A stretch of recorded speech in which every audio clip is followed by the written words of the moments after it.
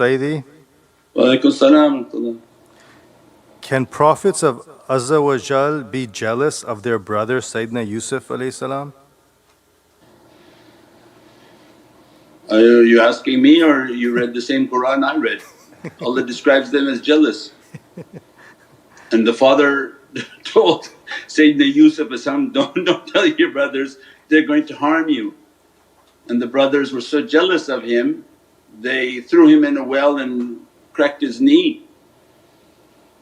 And then came back and told the father that a wolf ate him. So if the prophets can do that type of character, then it's a sign from Allah that this is they're forgiven and they're guarded. But that was a difficulty upon the soul of Sayyidina Yusuf and that he showed too much karamah, too much miraculous light, too much beatific light, and as a result a lot of difficulties from dunya. And that dunya doesn't do well with people from akhirah. So even the people who supposedly represent akhirah, when the real power of malakut comes, even they have problems. So that was the reality of Imam al-Hussain that represent the Sayyidina Yusuf's beauty and far beyond.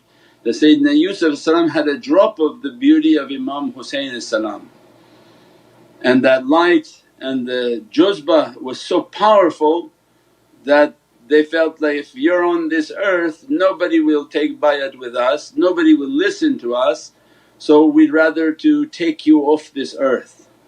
So this hasad and this reality is what's been known to the Muhammadan kingdom, is that everywhere is Karbala and everywhere is Ashura. Right? Ashura is every day and Karbala is everywhere. That as soon as somebody shows any signs of good character and heavenly character, what happened? All the ulama will attack them, all people will attack them, even amongst awliya will attack. So this is just the nature of dunya, and shaitan has access into the heavens. How he made Sayyidina Adam to fall and to be disobedient to Allah, but Allah forgives them and dresses them and keeps them on their course of prophecy, but not in comparison to the reality of Sayyidina Muhammad that was the perfect servant of Allah. And that's probably the reality why Allah made everyone of a lesser nature, so the great nature of Sayyidina Muhammad would be shining like a shining star. That each Prophet has something that they are ashamed of, and as a result they all go for the intercession, Shafaatul Kubra. They go for the intercession of Sayyidina Muhammad on Yawmul Mashar, right? Their nations come to them and say, intercede for us. To Sayyidina Musa he said, I'm shy to intercede because I pushed somebody and he died. This was not an enemy from Allah, and as a result let us go to somebody who can intercede for us. And they take their nation to Sayyidina Isa, and Sayyidina Isa says, I would intercede but I'm shy, my people were calling me God, and as a result I'm shy before Allah to intercede because of that.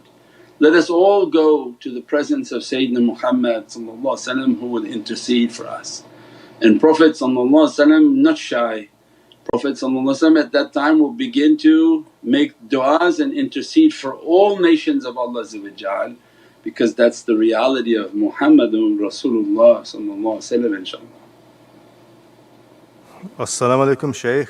Wa alaykum salam. Sayyidi, what can you say to a person who is the absolute worst and fails every test and is absolutely feeling fearful of punishment and being an outcast from tariqah from their terrible character? InshaAllah keep going. You can't be that terrible because you at least identified the problem. The one that's really terrible doesn't even know they have this problem. That's the danger. When somebody doesn't know that they have bad character and they deem their character actually to be good, that's the sick one.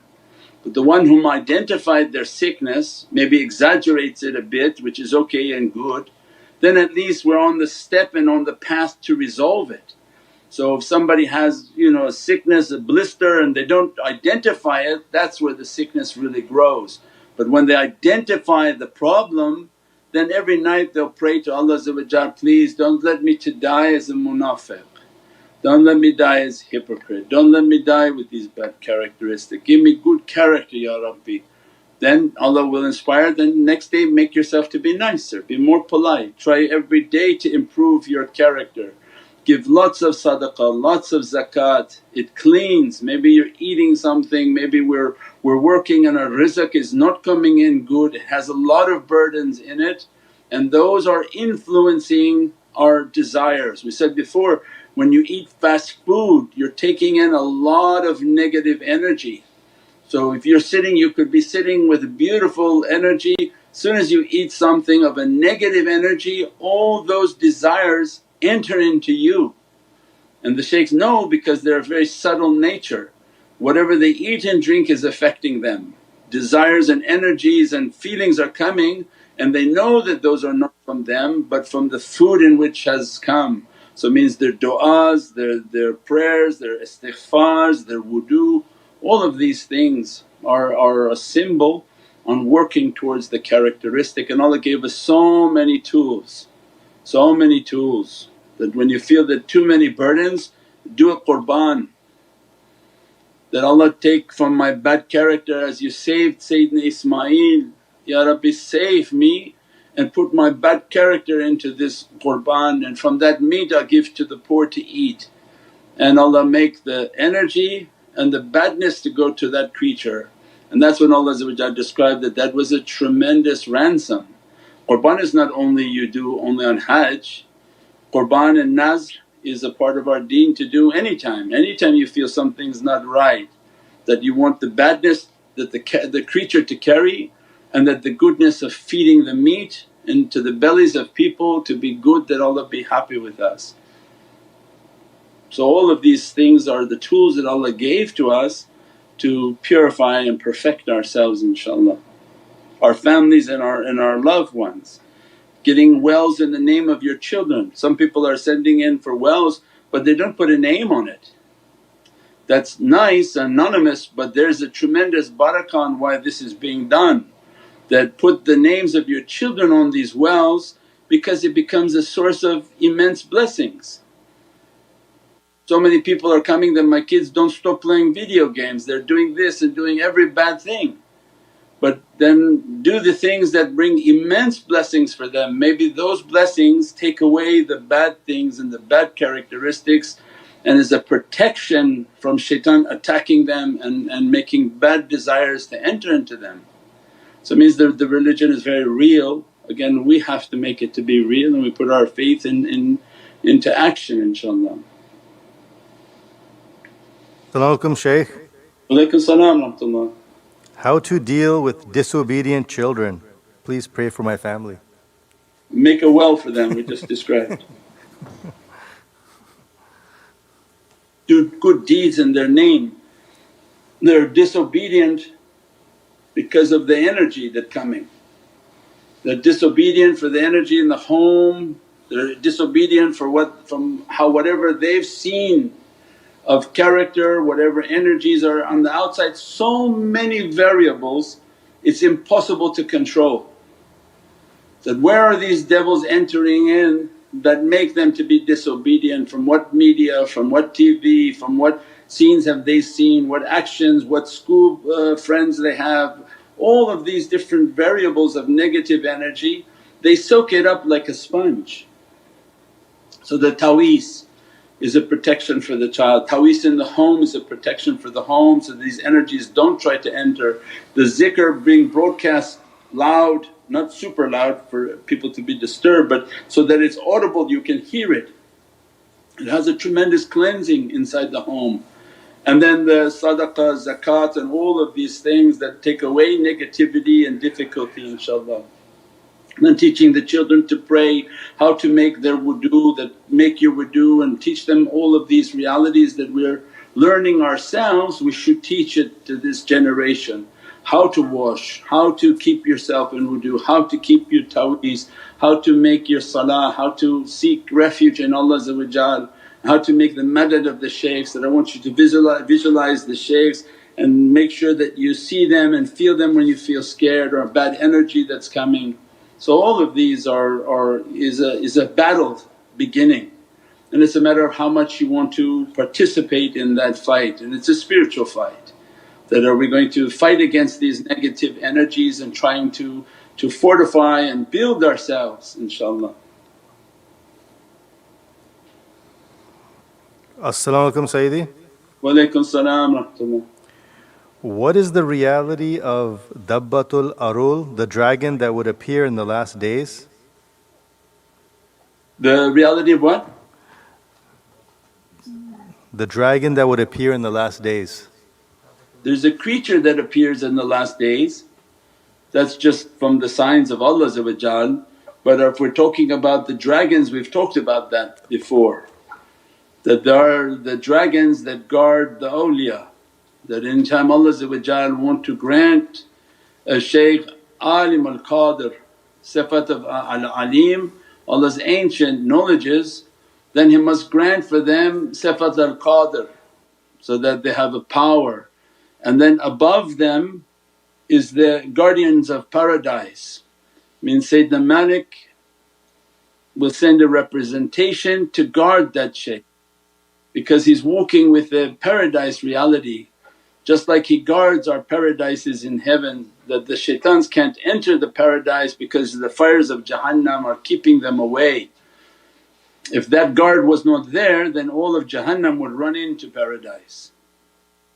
So as the same, when that paradise begins to walk upon this earth, then they have to protect them from the shaitans on this earth and the inhabitants of Jahannam who reside upon this earth.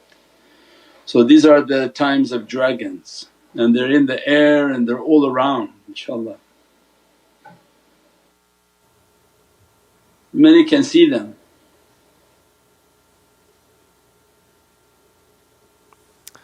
As-salamu alaykum Sayyidi. Alaykum salam wa rahmatullah. Is there any reality of the sunlight transferring information to our bodies, DNA, and raising our frequency? I would imagine, sure. We have that talk on Salamun hiya hatta mata al-fajr. So get the video on Surat al-Qadir,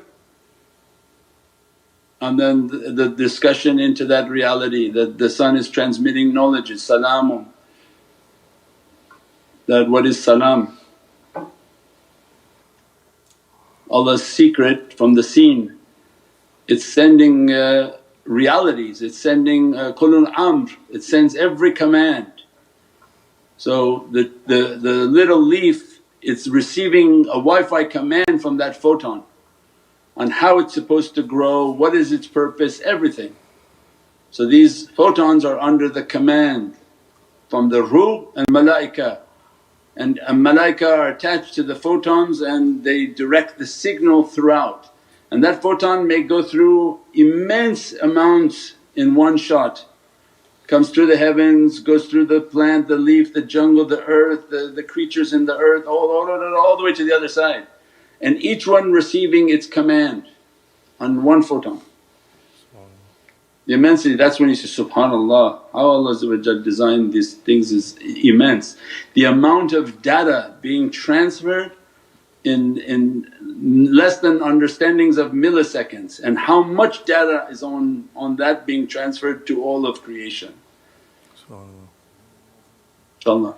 Subhana rabbika rabbil izzati amma yasifun wa salaamun al mursaleen walhamdulillahi rabbil alameen. Ila sharaf al-Nabi sallallahu alayhi wa sallam wa ala ashabi kiram wa ala mashayikhina fi tariqatin Naqshbandiyyatul aliyya wa sa'ir wa sadatina. Siddiqina al-Fatiha.